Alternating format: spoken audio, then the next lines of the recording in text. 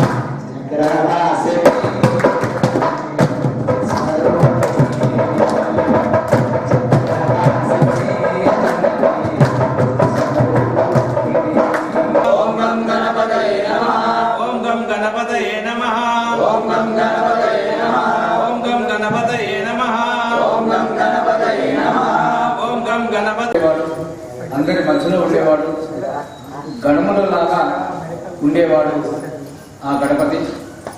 గణపతి అంటేనే గణము అని అర్థము, గణము అంటే సమూహము అని అర్థము.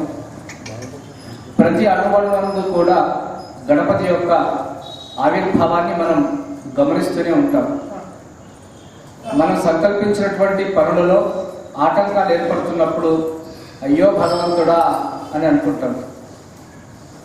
ఒక మంచి పని జరిగినప్పుడు, అందులో మంచి ఫలితాన్ని పొందినప్పుడు భగవాన్ అని తలుచుకుంటారు. మంచి చెడుకి అన్నిటికీ కూడా ఆ భగవంతుడే వెంబడి ఉంటాడు, ఆయనే నడిపిస్తాడు, ఆయన నడుస్తాడు, మనందరినీ కూడా నడిపిస్తున్నాడు.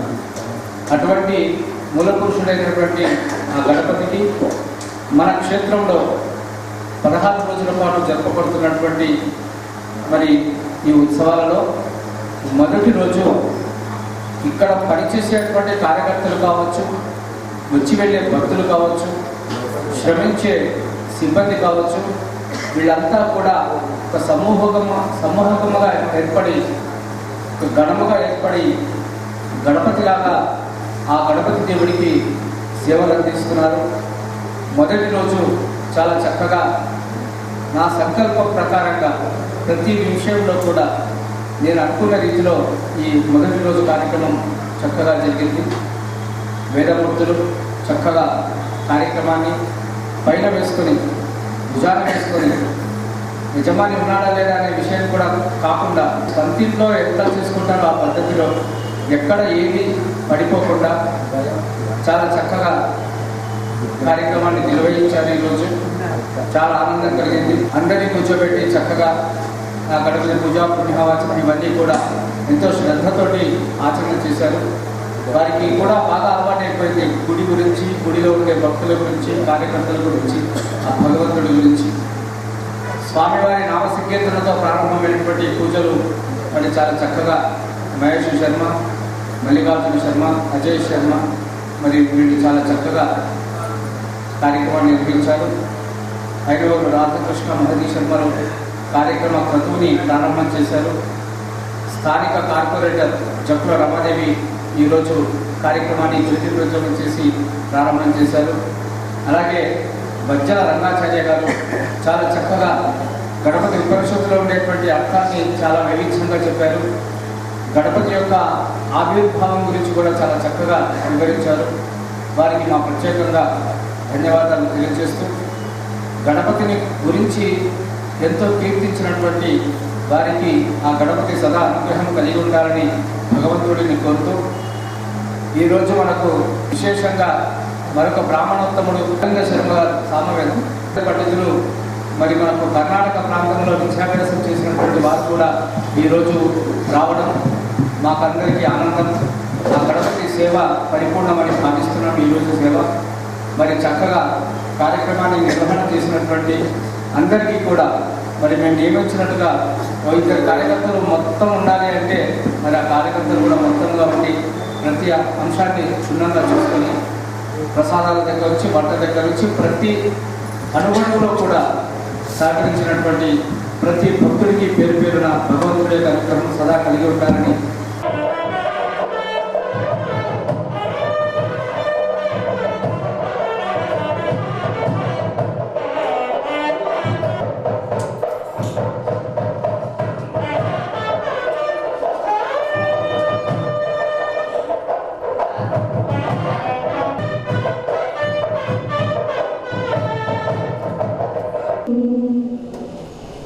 అనంత స్వప్నమునాగు పించెను, అదిగో నేను వస్తానని అభరించెను. ఆకులను ఆదుకొని చేరుకుంటానెను, ఆకులను ఆదుకొని చేరుకుంటానెను. అగణిత గుణధాముడు మన శ్వేతాత్ముడు, అగణిత గుణధాముడు మన గణనాథుడు. విష్ణుపురి యందు వెలసిన దేవదేవుడు మన దేవదేవుడు. విఘ్నాలు తొలగించు గణనాథుడు, స్వయంభూగా వెలసిన శ్వేతాత్ముడు. సర్వాయ సుందర శోభితుడు, పిలిచినంతనే బదులు పలికేవాడు, తలచినంతనే కనుల కదలాడువాడు. కొలచినంతనే కొంగు బంగారం చేవాడు, కొలచినంతనే కొంగు బంగారం చేవాడు. కరుణామూర్తుడు మన శ్వేతాత్ముడు, కరుణామూర్తుడు మన గణనాథుడు. విష్ణుపురి యందు వెలసిన దేవదేవుడు మన దేవదేవుడు. విఘ్నాలు తొలగించు గణనాథుడు, స్వయంభూగా వెలసిన శ్వేతాత్ముడు. సర్వాయ సుందర శోభితుడు. భక్తులందరూ కూడా మరొకసారి శుభాకాంక్షలు తెలియజేసుకుంటూ ఈనాటి ఉపన్యాసకుడు ప్రముఖ కవి, ఆధ్యాత్మికవేత్త, మంచి ఉపన్యాసకుడు అయినటువంటి మన దేవాలయానికి సుపరిచితులైనటువంటి డాక్టర్ వజ్రాల రంగాచార్య గారు వారిని సాధారణంగా ఆహ్వానిస్తూ ఈనాటి ఉపన్యాసాన్ని ప్రారంభించవలసిందిగా సాధారణంగా ఆగ్రహిస్తున్నాం. జై గణేష్. ఓం గం గణేశాయ నమః. మంగళకరమైన పుణ్యప్రదమైన శ్వేతార్క మూల గణపతి క్షేత్రానికి నమస్కారం చేస్తూ ఈ శ్వేతార్క మూల గణపతి క్షేత్ర అధిదేవుడైనటువంటి అధిపుడైనటువంటి విఘ్ననాశకుడైనటువంటి శుభప్రదాయకుడైనటువంటి శ్వేతార్క మూల గణపతి స్వామికి సాష్టాంగ దండ ప్రణామం చేస్తూ, అలాగే అత్యున్నతమైన ప్రతిభావంతమైన పుణ్యప్రదమైన తపస్సిద్ధమైన ఈ క్షేత్రాన్ని దేవతామయంగా సర్వదేవతామయంగా తీర్చిదిద్దుతున్న లేదా సర్వదేవతలను ఆహ్వానించి ఈ క్షేత్రంలో ప్రతిష్ఠిస్తున్న బృహస్పతి సమానులైన ఈ క్షేత్ర సంస్థాన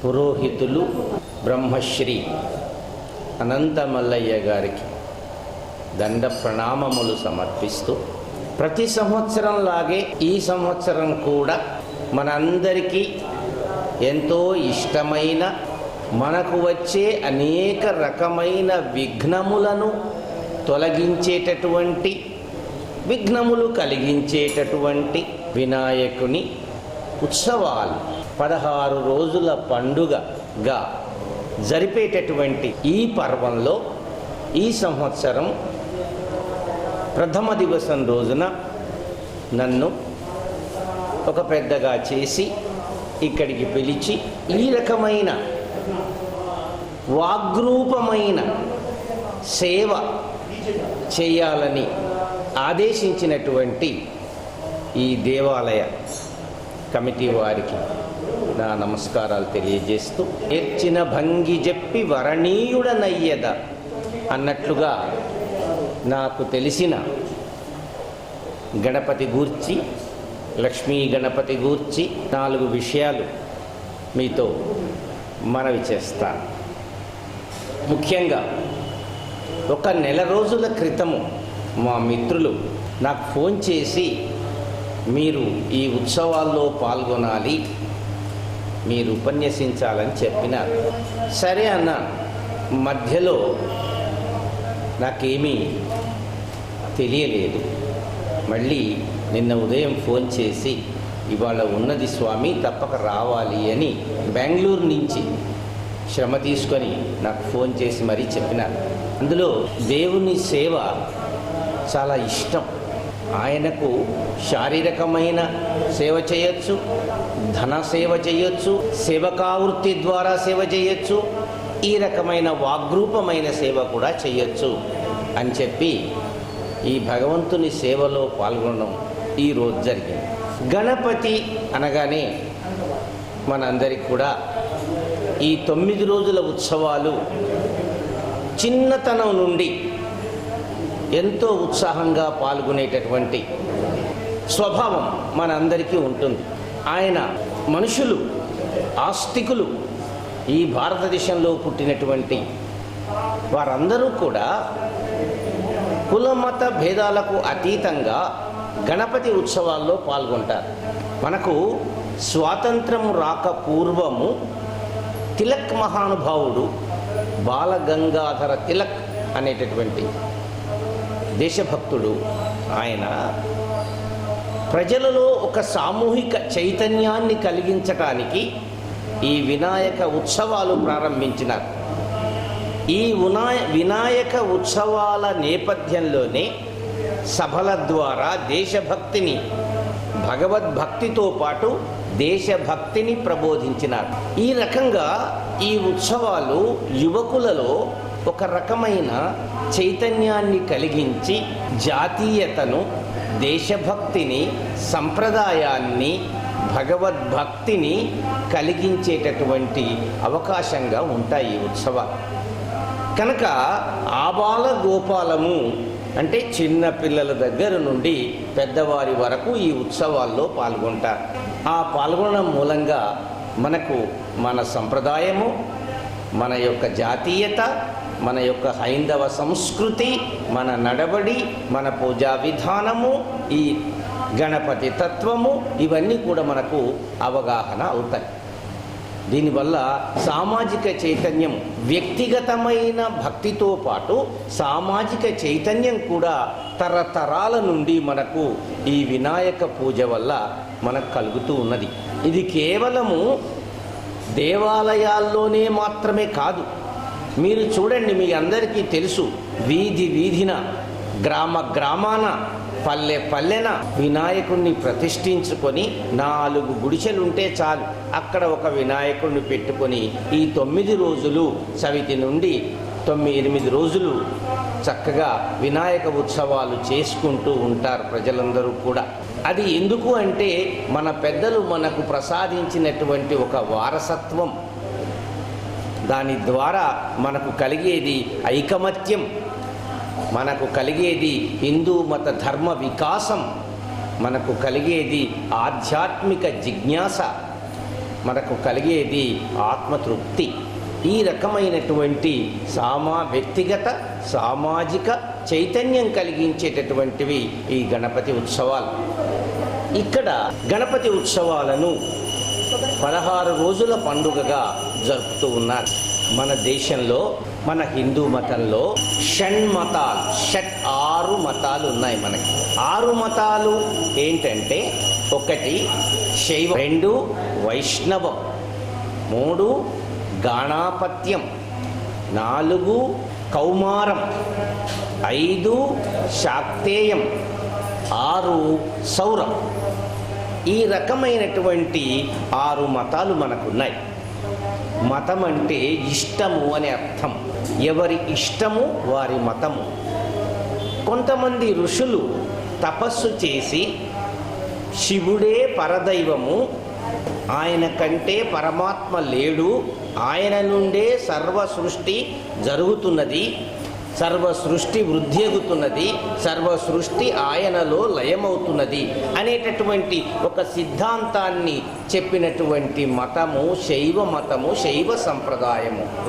కొంతమంది ఋషులు, కొంతమంది మహర్షులు, కొంతమంది ఆచార్యులు తపస్సు చేసి అలా కాదయ్యా, వేదాల్లో చెప్పారు విష్ణువే పరదైవమని, విష్ణువు ద్వారానే సృష్టి స్థితి లయములు జరుగుతున్నవి అని చెప్పి, విష్ణువే పరదైవము అని చెప్పి ఒక సంప్రదాయాన్ని స్థాపించి నడిపిస్తున్నారు.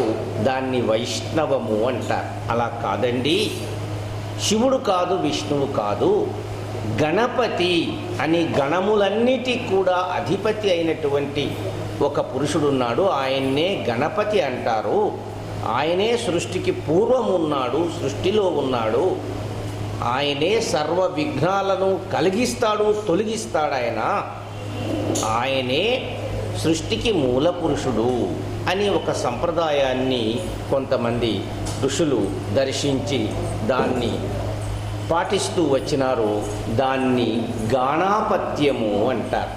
అలా కాదండి, కుమారస్వామియే సకల దేవతా స్వరూపుడు, ఆయనయే ఈ సృష్టిని నడిపిస్తున్నాడు సర్పరూపంలో ఉండి అని చెప్పి,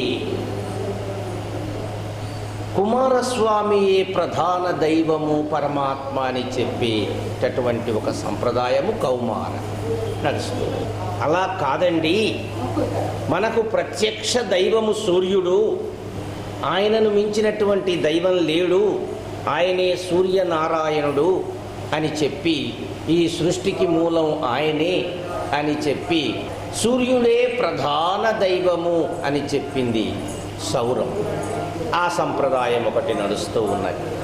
అలా కాదండి, ఈ దేవతలన్నిటికీ మూలమైనటువంటిది శక్తి, ఆ శక్తియే ప్రధాన దైవము, ఆ శక్తియే ప్రధాన దైవము బాలా త్రిపుర సుందరి అనే పేరుతో ఉన్నటువంటిది అని చెప్పి, ఆ శక్తి ప్రధాన దైవము అని చెప్పి సంప్రదాయాన్ని శాక్తేయము అంటారు. ఈ 6 సంప్రదాయములు మన హిందూ మతంలో నడుస్తూ ఉన్నది. ప్రాచీన కాలం నుండి కూడా నడుస్తూ ఉన్నది. శైవం, వైష్ణవం, శాక్తేయం, గణాపత్యం, కౌమారం, సౌరం మొదలైనటువంటి 6 మతాలు. అయితే మన వరంగల్ పట్టణంలో చూడండి, మీరు దాదాపు 5 మతాలు మనకి బాగా కనపడుతూ ఉంటాయి. ఇగో ఇక్కడ మనకు గణాపత్యము, గణపతి ప్రధాన దేవతగా మన కాజీపేటలో కనబడుతూ ఉంది. చిత్రం ఏమిటంటే, దీని పేరు, ఈ వాడ పేరు విష్ణుపురి. విష్ణుపురిలో గణపతి ప్రధాన దైవం, గణాపత్యము అంటారు. గణపతియే ప్రధాన దైవం. మీరు గమనించండి, వినాయకుని యొక్క 108 నామాలలో విష్ణు ప్రియాయ నమః అని ఒకటి ఉంటుంది, ఒక నామం ఉంటుంది. అంటే ఆయన విష్ణువుకు ప్రియమైన వాడు, అందుకే విష్ణుపురిలో ఉన్నాడు అన్నమాట. రెండవది శాక్తేయం. ఎక్కడ ఉంది చూడండి, మన MGM హాస్పిటల్ దగ్గర రాజరాజేశ్వరి దేవాలయం, లలితా త్రిపుర సుందరి VBN శర్మ గారు ఉపాసించి స్థాపించినటువంటి పవిత్రమైనటువంటి క్షేత్రం, భద్రకాళి పక్కనే, అది శాక్తేయం. శక్తియే ప్రధాన దైవం అక్కడ. ఇక వైష్ణవం చూడండి, మీరు అడుగడుగునా వెంకటేశ్వర దేవాలయాలు కనపడుతూ ఉంటాయి మనకి. వరంగల్లో కనపడుతూ ఉంటాయి. శ్రీమన్ నచ రఘునాథాచార్య స్వామి వారి సంప్రదాయం, సత్సంప్రదాయ సభ ద్వారా వైష్ణవం వ్యాప్తి చెందుతూ ఉన్నది. అట్లాగే అడుగడుగునా మనకు వెంకటేశ్వర రామచంద్ర దేవాలయాలు కనపడుతూ ఉన్నవి, వైష్ణవం. ఇవి కాక కుమారస్వామి ఊకల్ అని ఒక క్షేత్రం ఉన్నది. ఒక ఈ 15 కిలోమీటర్ల దూరంలో వరంగల్ పట్టణానికి. అక్కడ నాగేంద్ర స్వామి రూపంలో కుమారస్వామి ఉంటాడు. అక్కడ ప్రతి మంగళవారము అద్భుతమైనటువంటి పూజ జరుగుతూ ఉంటుంది. నేను అక్కడికి కూడా వెళ్ళి దర్శించాను ఆ క్షేత్రాన్ని. అక్కడ దాని కౌమారం అంట. కుమారస్వామి ప్రధాన దైవం అక్కడ. కుమారస్వామి పుత్ర సంతానాన్ని అనుగ్రహించేటటువంటి వాడు ఆయన. చాలామంది దంపతులు పుత్ర సంతానం కొరకు అక్కడికి వెళుతూ ఉంటారు. నాగదోషం ఉన్నవాళ్ళు వెళ్ళి దాన్ని పరిహరించుకుంటూ ఉంటారు పూజ చేయించుకొని. శైవం, వైష్ణవం, గాణాపత్యం, శాక్తేయం, కౌమారం ఒక్క సౌరమే కనపడుతులేదు. కానీ మనకి ఈ ప్రాంతంలో సూర్యుని ఉపాసించే సూర్య దేవాలయం మనకు లేదు. ఎక్కడో కోణార్కలో ఒకటి కనపడుతూ ఉంది, కానీ ఇక్కడ లేదు. ఈ మన దక్షిణ దేశంలో అది కనపడుతులేదు. సరే, ఇంతే కాకుండా గణపతిని పూజించకుండా ఎవ్వరూ ఎటువంటి పనులు చేయలేదని చెప్పడం కొరకు మన 18 పురాణములు రాసినటువంటి వేదవ్యాస మహర్షి తనకు లేఖకుడిగా ఎవరిని పెట్టుకున్నాడు? గణపతిని పెట్టుకున్నాడు. ఆయన వేగంగా చెబుతానన్నాడు. నేను వేగంగా చెబుతాను, నా ధార వేగంగా చెబుతూ ఉంటే ఏంటిది అని అడగకుండా రాయాలి గబగబా. వ్యాసుడు అమ్మా అంత గబగబా రాస్తే ఎలాగా? వినాయకుడు కూడా అన్నాడు, నేను గంటం ఆపను, రాసేస్తూ ఉంటాను, అంత వేగంగా నువ్వు చెప్పాలన్నాడు వినాయకుడు కూడా. అనేసరికి అక్కడ వేదవ్యాసుడు అంత వేగంగా చెప్పాలంటే ధార రావాలి కదా. అందుకని మధ్య మధ్యలో మరి ఈయన ఒక కిటుకు పెట్టాడు. ఆయన నేను చెప్పేది అర్థం చేసుకొని రాయమన్నాడు. అమ్మా ఈ అర్థం చేసుకొని రాయమంటే కొంచెం ఆగాల్సిందే కదా, అప్పుడు నేను ఆలోచించుకోవచ్చు తర్వాత ఏం చెప్పాలనేది. ఈ విధంగా వేదవ్యాస మహర్షికి లేఖకుడుగా ఉన్నాడు గణపతి మహానుభావుడు. అందుకని వేదవ్యాస మహర్షి కూడా ఏం చేశాడంటే చెప్తూ మధ్యలో తు చ అని ఒక 2 అక్షరాలు పెట్టేవాడు. పెట్టేసరికి గణపతి తూ ఎందుకు పెట్టాడబ్బా, చా ఎందుకు పెట్టాడని ఆయన ఆలోచించేసరికి ఈయన తర్వాత ఏం చెప్పాలనేది ఆలోచించుకునేవాడు. ఈ రకమైన చమత్కారాలు చెప్తూ ఉంటారు మనకి. ఆ విధంగా గణపతి రాయకపోతే ఆ 18 పురాణాలు, ఈ మహాభారతం ఇవి వచ్చేవి కావు మనకి. అంతేకాదు మన పోతన్న గారు, ఇక్కడ తెలంగాణలో పుట్టినటువంటి పోతన్న గారు ఎంత చక్కని గణపతి గురించినటువంటి స్తోత్రం మహాభాగవతాన్ని రాసేటప్పుడు ఆదరమొప్ప మృక్కిడుదు అద్రిసుతా హృదయానురాగ సంపాదికి దోషభేదికి ప్రపన్న వినోదికి విఘ్నవల్లికాచ్ఛేదికి మంజువాదికిన్ అశేష జగజ్జన నందవేదికిన్ మోదక ఖాదికిన్ సమద మూషక సాదికి సుప్రసాదికిన్ మధురమైనటువంటి పద్యం రాసినారు. నేను నమస్కారం చేస్తానయ్యా ఆ వినాయకునికి అని చెప్పి చక్కని పద్యాన్ని చెప్పి ఆయనకు నమస్కరించి మొదలుపెట్టినాడు. అల్లసాని పెద్దన్న గారు కూడా ఎంత చక్కని పద్యం చెప్పినారంటే అంకము చేరి శైలతనయాస్తన దుగ్ధములను వేళ. పార్వతీదేవి వినాయకుడిని ఎత్తుకుని పాలిస్తున్నది. అంకం అంటే తోడ. అంకము చేరి శైలతనయాస్తన దుగ్ధములను వేళ. పిల్లగాడు కదా, బాల్యాంక విచేష్టకమున పిల్లవాని చేస్తారు. అవ్వలి కబళింపబోయి ఈ పాలు తాగుతూనే ఇంకో చేత్తో ఆ పక్కన ముట్టుకోవడానికి ప్రయత్నం చేస్తున్నాడు. కానీ ఆ పక్కన ఉన్నది అది లేదు, పాలు ఇచ్చేటటువంటి భాగం లేదు అక్కడ. అవ్వలి వాడు అర్ధనారీశ్వరుడు కదా, అటు పక్క పురుషుడాయ. అవ్వలి కబళింపబోయి ఆ వంక కుచంబుగానక అక్కడ లేదు, పాలు తాగే లేదు. ఆ వంక కుచంబుగానక అహివల్లభకరముగాంచి.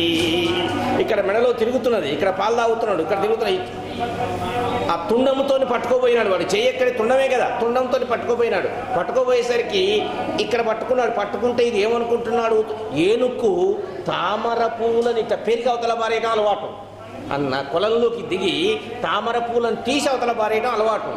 ఈ సన్నగా ఇక్కడ పట్టుకుంటే తామర తూడు అనుకుంటున్నాడు, తామర పుష్పము యొక్క కాడ అనుకుంటున్నాడు. ఆ వంక కుచంబుగానక అహివల్లభకారము గంచి వే మృణాలంకుర శంకనంటెడు.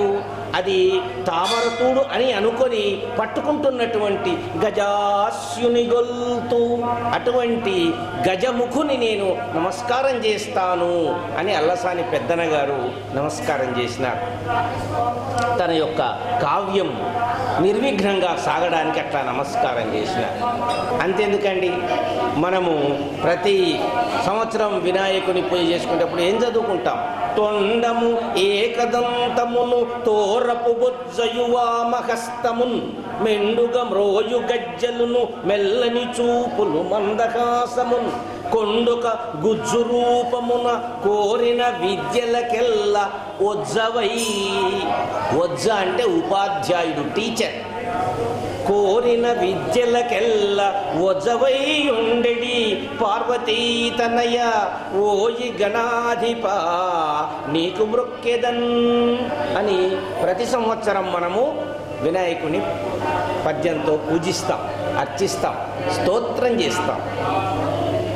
అంతెందుకండి, ఏ పూజ చేయండి, శుక్లాంబరధరం విష్ణుం శశివర్ణం చతుర్భుజం ప్రసన్న వదనం ఛాయేత్ సర్వ విఘ్నోపశాంతయే. ఈ శ్లోకము అటు వినాయకుడికి వర్తిస్తుంది, ఇటు విష్ణుమూర్తికి వర్తిస్తుంది. శుక్లాంబరధరం విష్ణు, శుక్ల అంటే తెల్లని వస్త్రములు ధరించిన వాడా. విష్ణు, విష్ణు అనే పదానికి అంతటా వ్యాపించినటువంటి వాడా. శుక్లాంబరధరం విష్ణు శశివర్ణం, శశి అంటే చంద్రుడు, శశి అంటే ఎవరు, చంద్రుడు. చంద్రుని వంటి తెల్లని వర్ణము కలిగినటువంటి వాడా. చతుర్భుజం, 4 చేతులు కలిగిన వాడా. ప్రసన్నవదనం, ఎప్పుడు చిరాకు మొహం పెట్టడు పాపం వినాయకుడు. ఎవరు పోయి దండం పెట్టినా కూడా పర్వాలేదు అంటారు.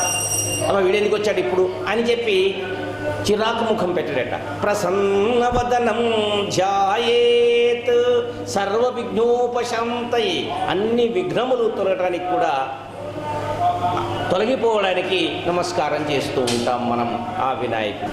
ఇటువంటి వినాయకుడు, వినాయకునికి గణపతి అని పేరు. గణపతి అని పేరు. గణములకు పతి ఆయన. గణములంటే ఏమి, గణములంటే దేవగణములుంటాయి, రుద్రగణములుంటాయి, విష్ణుగణములుంటాయి, ఇంద్రగణములుంటాయి. ఆ దేవతాగణాల్లో అనేక గణములు ఉంటాయి. మానవుల్లోకి వచ్చామనుకోండి, మగవాళ్ళు ఒక గణం, ఆడవాళ్ళు ఒక గణం, పశువులు ఒక గణం, వృక్షములు ఒక గణం.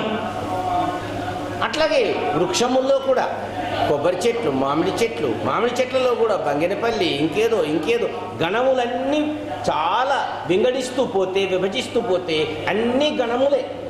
ప్రతి గణమునకు, ప్రతి గణములో వ్యాపించి ఉండి, ప్రతి వ్యక్తిలోనూ, ప్రతి వృక్షంలోనూ, ప్రతి స్థావర జంగములలో అన్నిట్లో వ్యాపించి ఉండి అన్ని గణములకు అధిపతిగా ఉన్నవాడు గణపతి అన్నారు.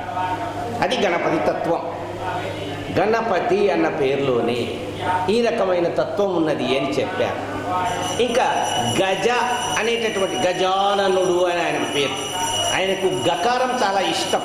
గం గణపతి అని మనం మొదలు పెడతాం. గజాననుడు, గజాననుడు అంటే ఏమిటి? గ అంటే జ్ఞానం. యోగులు ఏ జ్ఞానం వద్దకు, ఏ జ్ఞానము ద్వారా, ఏ జ్ఞానము కొరకు వాళ్ళు తపస్సు చేస్తారు. జ జ అంటే ఎక్కడైతే జన్మ కలుగుతుందో, ఎక్కడైతే సృష్టి కలుగుతుందో, గా అంటే జ్ఞానము. ఆ జ్ఞానమునకు జ్ఞానము అనంతం బ్రహ్మ అని ఒక అనంతమైనటువంటిది జ్ఞానము. ఆ బ్రహ్మ జ్ఞానము ఎవరిని తెలియజేస్తుంది? బ్రహ్మను తెలియజేస్తుంది. కాబట్టి సర్వ దేవతలు కానీ, సర్వ యోగులు కానీ, సర్వ జ్ఞానులు కానీ వెళ్ళాల్సింది జ్ఞానము వద్దకే, అంటే జ్ఞానస్వరూపుడైనటువంటి పరమాత్మ వద్దకే. సర్వ సృష్టి ఎక్కడి నుంచి మొదలవుతుంది? ఆ పరమాత్మ నుండే జ మొదలవుతుంది. గా అంటే జ్ఞానము పరమాత్మయే, జ అంటే సృష్టి పరమాత్మయే. కాబట్టి గజ అనేటటువంటి శబ్దంలో పరమాత్మ అనేటటువంటి అర్థము. ఇక గజ ఆననుడు, పెద్ద ముఖము కలిగినటువంటి వాడు అంటే జ్ఞానమునకు ఆయనే నిలయం, సృష్టికి ఆయనే నిలయం. కాబట్టి ఈ సర్వ సృష్టికి జ్ఞానానికి ఆయనే నిలయము అని చెప్పేటటువంటిది గజాననుడు అనే పేరు. అట్లాగే గణపతి అనే పేరు, అన్ని గణములకు ఆయనే దేవుడు అని చెప్పేటటువంటిది. ఇంకా ఏం చెప్తూ ఉంటారంటే గణపతి గురించి, బ్రహ్మదేవుడు సృష్టి చేయాలనుకుంటే ఆయనకు కొన్ని ఎట్లా సృష్టించాలో అర్థం కాలేదంట. అందుకని ఆయన ఏం చేశాడు? కళ్ళు మూసుకొని ఓంకారాన్ని జపించినట్ట. ఆ ఓంకారాన్ని జపించగానే కొన్నాళ్లకు ఒక ఏనుగు తలతో మానవ శరీరంతో కలిగినటువంటి ఒక పెద్ద రూపము ఆయన కన్నులకు కనిపించిందట. కనిపించి ఆయనను ఆశీర్వదించిందట.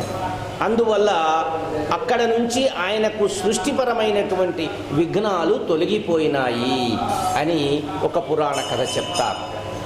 బ్రహ్మదేవుని కూడా సృష్టి చేయడంలో అనేక విఘ్నములను తొలగించిన వాడు గణపతి. ఈయన సృష్టికి పూర్వము ఉంటాడు, సృష్టిలోనూ గణములలో వ్యాపించి ఉంటాడు అని పెద్దలు చెబుతారు. మనకు ఈ ముఖము మృగ రూపంలోను, శరీరము నర రూపంలోను ఉండేటటువంటివి కొన్ని దేవతామూర్తులు ఉన్నాయి. ఒకటి నరసింహస్వామిని తీసుకోండి, ముఖము సింహము, శరీరము మానవ రూపము. అట్లాగే హనుమంతుని తీసుకోండి, ముఖము వానరము, కోతి రూపము, శరీరము మానవ శరీరం. గరుడ స్వరూపం తీసుకోండి, ముఖము పక్షి రూపము, శరీరము మానవ రూపము. ఇట్లాగా మనకు కొన్ని దేవతా రూపాలు ఉన్నాయి. అటువంటి దేవతా రూపాలలో మనందరికి కూడా ప్రాథమికంగా మొట్టమొదటగా మనము పూజ చేసేది గణపతి స్వరూపము.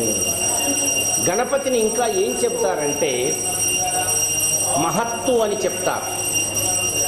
సృష్టి జరిగిన తర్వాత మహత్ అహంకారములు అని చెప్పేసి, మహత్ అంటే అంతా వ్యాపించినటువంటి గొప్పదైనటువంటి వస్తువును మహత్ అంటారు.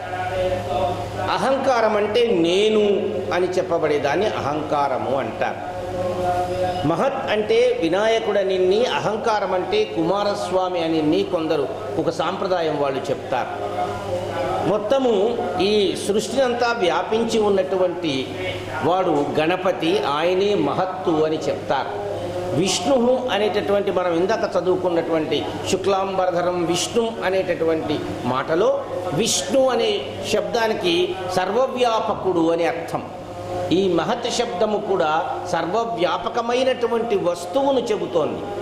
అందువల్ల విష్ణువే వినాయకుడు, వినాయకుడే విష్ణువు. కాబట్టి దీనికి తోడు ఈయనకు లక్ష్మీ సంబంధాన్ని కూడా అంటగట్టారు వినాయకుడు. అయితే లక్ష్మీదేవి ఆమె పరాశక్తి దేవత. ఇక్కడ ఏమన్నాం మనము? లక్ష్మీ గణపతి అన్నాం. ఆ లక్ష్మీదేవి ఏం చేస్తుందంటే దేవతలందరికీ కూడా తన యొక్క శక్తిని అనుగ్రహిస్తుంది. అట్లాగే గణపతి కూడా శక్తిని అనుగ్రహించింది. గణపతి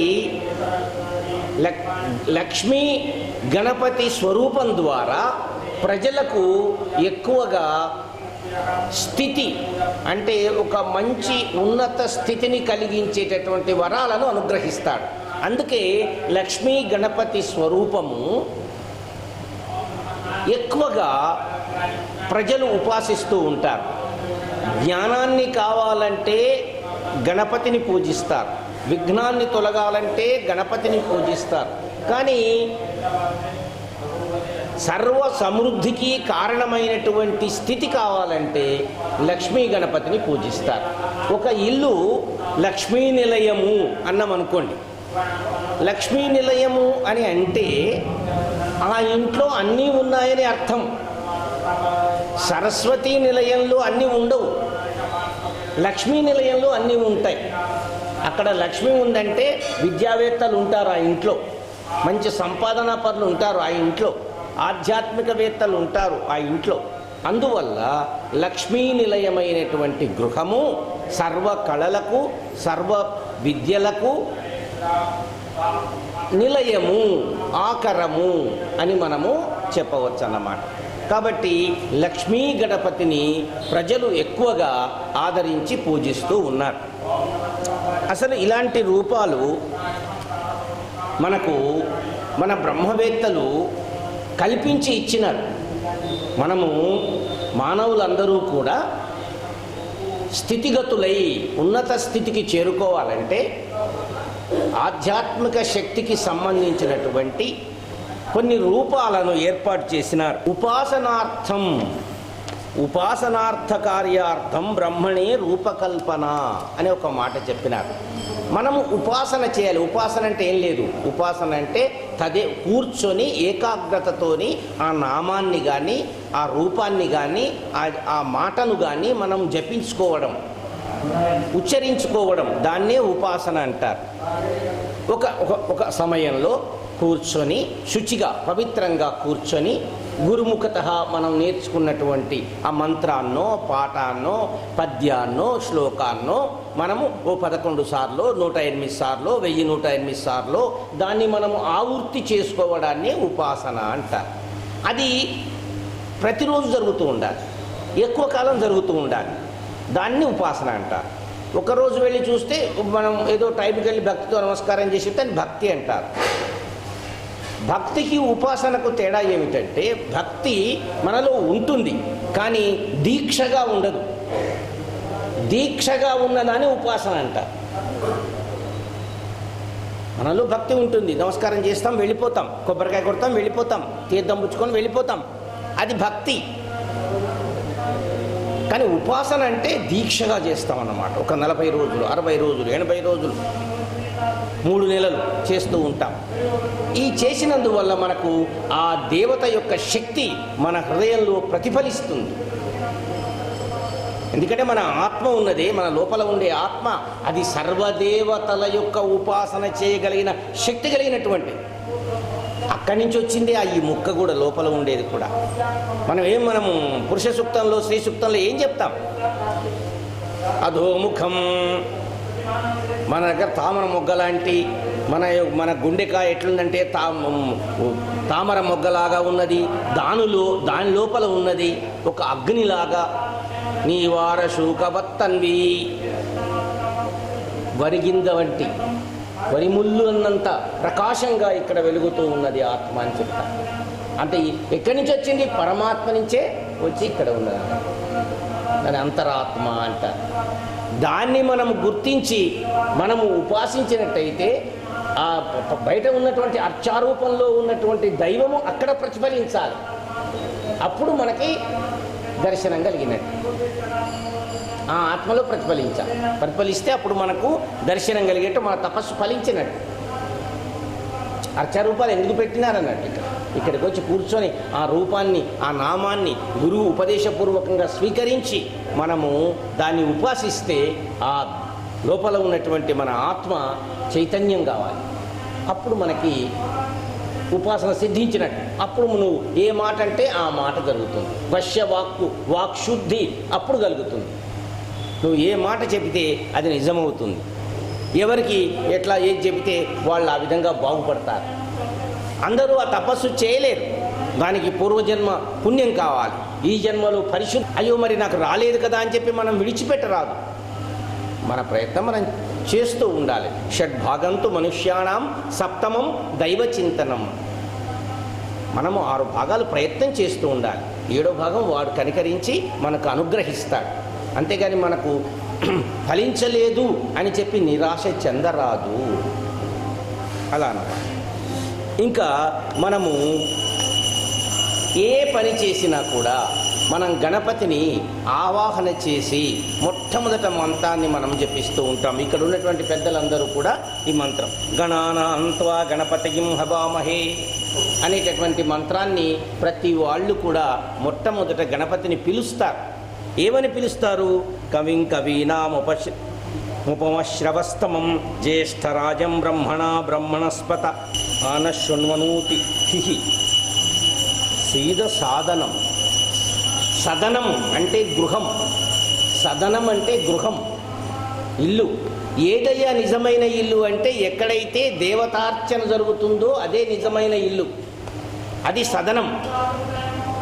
అంతేగాని దేవతార్చన లేనటువంటి ఇల్లు ఉత్త కొంపే, అది ఇల్లు కాదు. కాబట్టి అటువంటి సదనానికి నీవు రావయ్యా ఓ గణపతి. గణానాంత్వా గణపతికిం హవామహే, నీకు స్వాగతం చెప్తున్నాము, నీవు రావలసింది. కవిం కవీనాం, నువ్వు కవులకే కవివి. కవి ఎటువంటి వాడు? దర్శనము కలిగినటువంటి వాడు, భవిష్యత్తులో ఏం జరుగుతుందో ఊహించగలిగినటువంటి వాడు కవి. నువ్వు కవులకే కవివి. ఉపమశ్రవస్తమం, నిన్ను మేము పొగుడుతూ ఉన్నాము, నీవు రావలసింది. జ్యేష్ఠరాజం, నువ్వు రాజులలో అగ్రజులలో పెద్దవాళ్లలో పెద్దవాడివి. నువ్వు మొట్టమొదట నీకే పూజ, కాబట్టి నీవు రావలసింది. బ్రహ్మణ, మంత్రములతో వేద మంత్రములతో నిన్ను ఉపాసిస్తున్నాము, నీవు రావలసింది. నీ సర్వశక్తులతో గణములలో గణపతిగా ప్రకాశించే దైవమా, నిన్ను ఆహ్వానిస్తున్నాము, నీవు సర్వశక్తులతో నీవు మా ఇంటికి మా సదనమునకు రావలసింది అని మనము ప్రార్థిస్తూ ఉంటాము గణపతిని. అటువంటి గణపతి మనము ఆహ్వానించగానే ప్రతి పూజలో కూడా, ప్రతి కార్యక్రమంలో కూడా, ప్రతి వ్రతంలో జపంలో కూడా ఆయన మొట్టమొదటగా వచ్చి ఆయన కూర్చున్నాకనే మనకు అన్ని క్రతువులు, అన్ని పూజలు, అన్ని వ్రతాలు ఆరంభమవుతాయి. ఆయన లేనిది ఏ వ్రతము ఆరంభం. దాని అర్థం ఏమిటి అంటే ఆయనే అన్నిట్లో ఉన్నాడు అని అర్థం. ఆయన దగ్గరుండి అన్నీ జరిపిస్తాడు అని అర్థం. ఆయన లేనిది ఏది జరగదు అని అర్థం. కాబట్టి ఈ మొట్టమొదటి ఈ మంత్రంలోనే ఆయనే సర్వవ్యాపకుడు, ఆయనే సర్వనియామకుడు అనేటటువంటి అర్థం మనకు తెలుస్తూ ఉన్నది. వక్రతుండ మహాకాయ అనేటటువంటి కోటి సూర్య సమప్రభ అని మంత్రం చదువుతూ ఉంటాం. వక్రతుండము అంటే ఏమిటి అర్థము? వక్రము, వంకరలు. సృష్టిలో బ్రహ్మదేవునికి అనేక విఘ్నాలు వచ్చాయి, ఇందాక చెప్పాం మనం, అనుమానాలు వచ్చాయి. అందువల్ల ఆయన ఏం చేశాడు? ఆయనకు అనేక వక్రములు వచ్చాయి, ఇది ఎట్లా చేయాలి ఎట్లా చేయాలని. వాటిని తుండములు ముక్కలు ముక్కలు చేసేసాడన్నమాట. ఏం పర్వాలేదు, ఇది ఇట్లా చేసే అనేటటువంటి ఆలోచనలు ఆయన కలిగించినాడు. కాబట్టి ఆయన వక్రతుండము అంటే వక్రమైనటువంటి ఏనుగు తుండము కలిగిన వాడని కాదు, వక్రమైన ఆలోచనలను తుండములుగా చేసేట ముక్కలు ముక్కలుగా చేసేటటువంటి వాడు కనుక ఆయన వక్రతుండు అని. ఇందాక చెప్పాం విఘ్నములు కలిగించేది ఆయనే, విఘ్నములు తొలగించేది ఆయనే అన్నాం. వినాయకుడు నమ్ముకొని ఇక్కడ భక్తులు పూజ చేసుకున్నావు, బయలుదేరగానే ఇట్లా స్కూటర్ తీయగానే ట్రాఫిక్ అడ్డపడి, కారు తీయగానే ట్రాఫిక్ జామ్ అయింది, పోలేవు. కానీ 9 గంటలకు అక్కడికి పోవాలి, నువ్వు 9 గంటలకు నువ్వు పోలేవు. ఆ ట్రైన్ ఎక్కాలి 9 గంటలకు, కాజీపేటకి వెళ్ళి రైలు ఎక్కాలి 9 గంటలకు, కానీ ట్రాఫిక్లో ఇరుక్కుపోయినావు, నువ్వు రైలు ఎక్కలేకపోయినావు, ఇంటికి వచ్చేసావు. విఘ్నం కలిగింది, అయ్యో ఇంత పూజ చేసుకున్నాను, విఘ్నం కలిగింది, నేను టైంకి జరగకపోతే ఎట్లా ఆఫీసర్ ఏమంటాడు అని ఇంటికి వచ్చావు. ఇంటికి వచ్చి ఇంత టీ తాగి ఏదో పోనీలే ట్రైన్ పోయిందని టీవీ ఆన్ చేస్తే బయలుదేరి ట్రైన్ అక్కడ కుప్పగూలిపోయింది. ఏదో యాక్సిడెంట్ అయ్యి బస్సో గిస్సో ట్రైనో ఏదో యాక్సిడెంట్ అయ్యి అక్కడ పడిపోయింది, నువ్వు పోలేకపోయినావు, భగవంతుడు నేను రక్షించాడు. విఘ్నములు అందుకే ఆయన కలిగిస్తాడు, విఘ్నములు తొలగిస్తాడు. కాబట్టి ఆ మహానుభావుడు తలుచుకుంటే విఘ్నములు కలిగిస్తాడు, విఘ్నములు తొలగిస్తాడు. ఇది గణపతి యొక్క తత్వం అన్నమాట. ఇక మనము లక్ష్మీ గణపతి యొక్క స్వరూపం దగ్గరికి వెళ్ళి చూద్దాం. వినాయకుడు అనే శబ్దంలో కూడా విగత నాయకుడు, ఆయన కంటే పెద్ద నాయకుడు ఎవడు లేడు, ఆయనే నాయకుడు, ఆయన కంటే ఇంకొక నాయకుడు లేడు అనే శబ్దాన్ని కూడా పెద్దలు చెప్పినారన్నమాట. అట్లాగే మనము లక్ష్మీ గణపతి యొక్క స్వరూపం 2 రకాలుగా ఉంటుంది. లక్ష్మీ గణపతి యొక్క స్వరూపం ఎలాగా? ఆ లక్ష్మీదేవియే వినాయకుని పక్కన వచ్చి కూర్చుంటే వినాయకుని పూజించి లక్ష్మీ పూజించటం అనేది మనకు మంత్రశాస్త్రంలో ఉన్నది. 2 రకాలుగా పూజ, వినాయకుని యొక్క పూజ, తర్వాత లక్ష్మీదేవి యొక్క పూజ. శ్రీ సూక్తతో లక్ష్మీదేవి యొక్క పూజ ఈ రకంగా 2 రకాలుగా ఉన్నది. అట్లా కాకుండా అనేక వినాయకులు ఉన్నారు. 56 వినాయక స్వరూపాలు, 32 వినాయక స్వరూపాలు, 12 వినాయక స్వరూపాలు. మనకు వినాయక స్వరూపాలు చాలా ఉన్నాయి. రత్నగర్భ గణపతి అంటారు, శ్వేతార్కమూల గణపతి అంటారు, ఉచ్చిష్ట గణపతి అంటారు. గొప్ప గొప్ప స్వరూపాలు ఉన్నాయి, మామూలు స్వరూపాలు ఉన్నాయి. మంత్రశాస్త్రంలో, యోగశాస్త్రంలో ఉన్నాయి వినాయకుడి గురించి. ఇంకా యోగశాస్త్రం చెప్పాలంటే మనకు మీరు ఎప్పుడైనా తత్వాలు వినండి, మూలాధారంలో గణపతి ఉన్నాడు అని వర్ణన చేస్తారు. మనకు మన శరీరంలో షట్చక్రములు ఉంటవి, 6 చక్రములు ఉంటాయని చెప్తారు. మూలాధారం, స్వాధిష్టానం, మణిపూరం, అనాహతం, విశుద్ధం, ఆజ్ఞ, ఇట్లా 6 చక్రాలు ఉంటాయని చెప్తారు. మూలాధార చక్రంలో ఉండే దేవుడు ఎవర్రా అంటే గణపతి అని చెప్తారు. మూలాధారంలో ఉండే గణపతి మొత్తము ఈ మేరుదండం అంటే వెన్నుపూస ద్వారా సహస్రారంలో అంటే తలలోకి వ్యాపించి అక్కడ చైతన్యవంతమై ఉంటాడు అని చెప్తారు.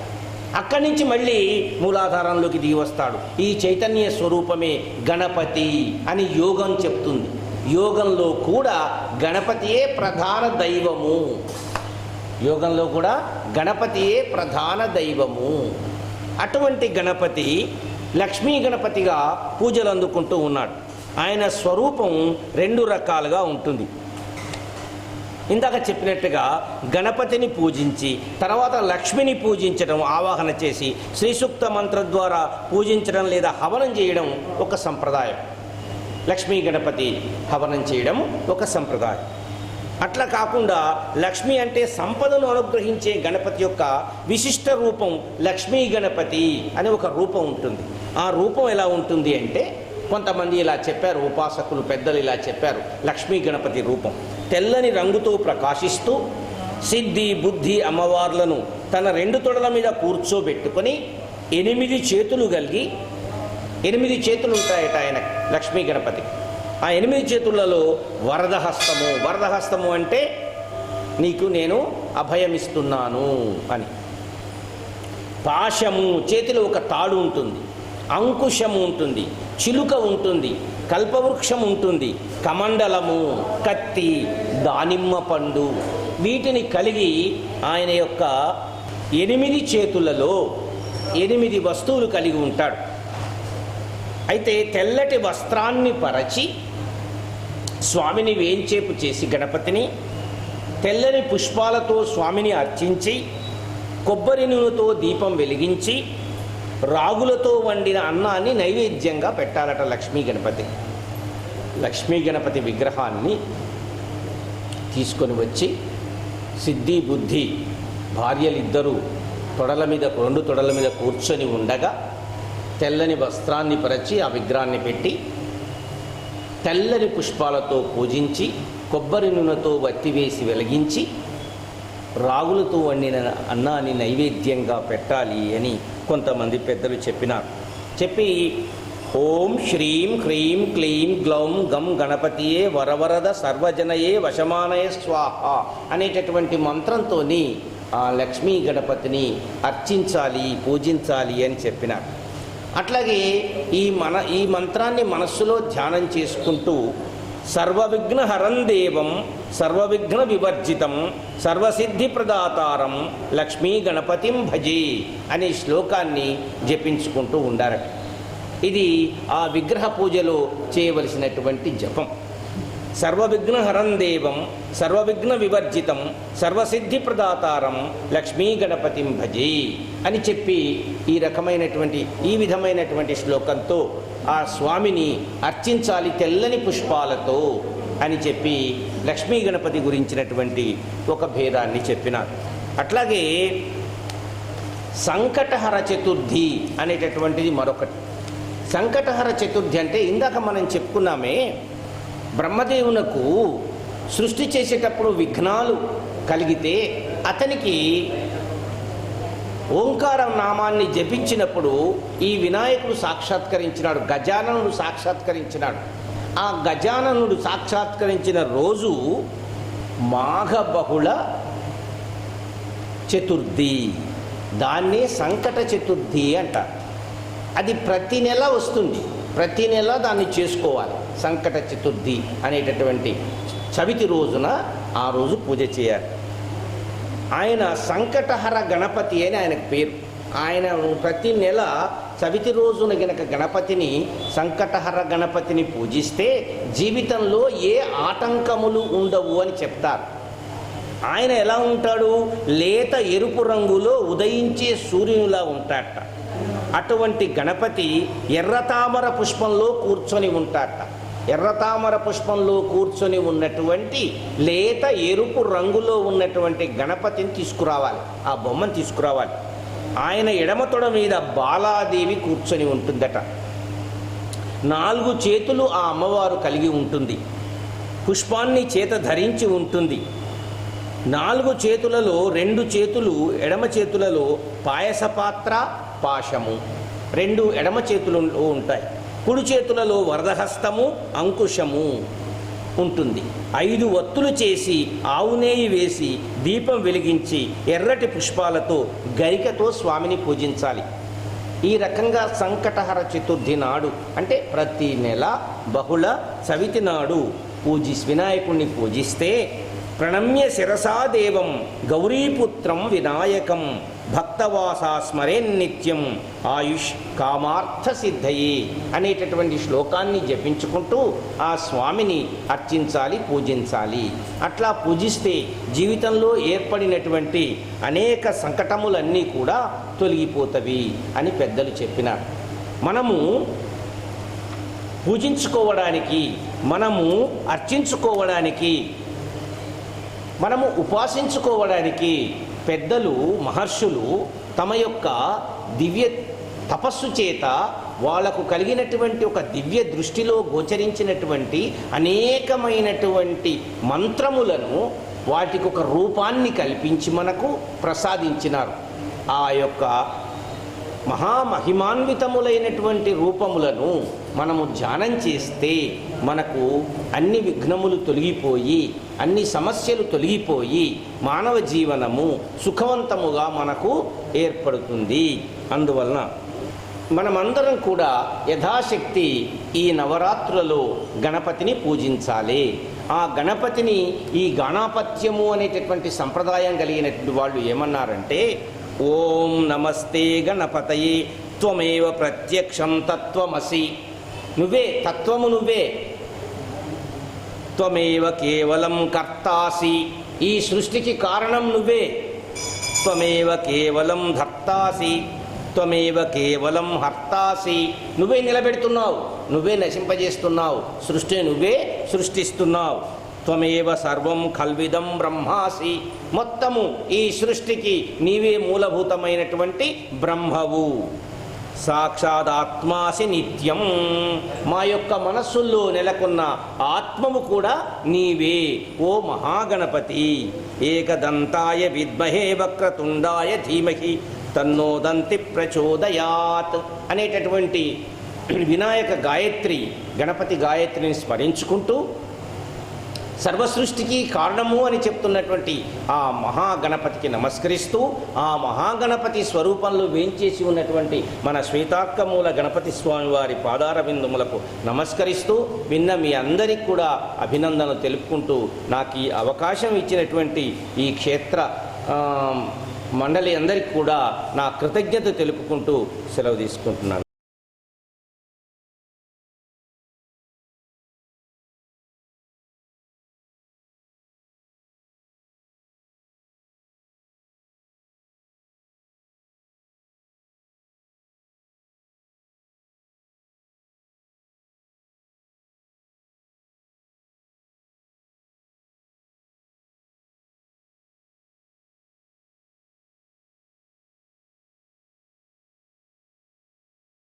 ఇట్లు శ్రీ స్వయంభూ శ్వేతార్కమూల గణపతి దేవాలయం విష్ణుపురి కాజీపేట. సెల్ 9347080055 939481081 మరియు 939481081.